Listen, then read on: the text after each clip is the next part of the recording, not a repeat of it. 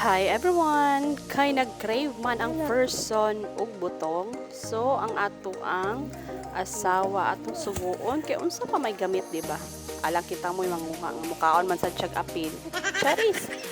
So naaday may blueberry diri sa likod sa among balay. Unya akong napansin ay Tagalog yarn nga naa siya'y butong. So akong ipa-check sa ako ang habibi kung butong ba gyud siya. So butong gyud ay. So gidaghan na niya puslan man, di ba? So gi sagad-sagad na lang na. So kani siya among lubi kay gikan na nigikuwaan og mga lahing kay among gibaligya. Unya kay naman tuy ni ari diri nga mopalit daw siya og lahing. So amon gibaligya may na lang makapalit og bugas, di ba? So ingon ana lang diri sa probinsya, mga kwarta ra ta kay na atay mga punuan sa lubi. Kay kini pud ning lubiha kay tinanong ra pud ni sa ako ang parents. So kami nakapahimulos. So kita sad mananumta para ato pong mga anak makapahimulos pohon. Char. So nagkuan na gyud tanon nagyaw-yaw na gyud ta. So karon is nakakuha na gyud siya daghan unya na atay bata diri nga mag-apil-apil bahala gilamok na siya. So gipaak pa daghan migas nga mag-apil-apil man gyud.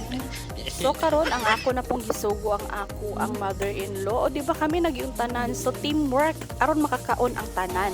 So ingon ana teamwork gyud. So ang asawa diri sa pikas nagbuak siya so tigdawat tigbutang sa kuan ni ako diri ay tig video ra gyud mo na akong ambag di ba. So video ra ko di sila ra nagkuan ana nagkanang naningkamot tinha ni ako diha ikaw man ana mukaon ra ko kay naman, di ba? So ingon ana ra gyud ang life. Charis. Wow. So ako di ay moy nagkuan we. Ako moy nagtimpla si butangan ko na og biscuit kay lami man gyud na. So ang gitawag nato na sa amo is lamaw. Ang tuwa sa tawag ninyo sa inyo basta kay lami gyud kay na siya.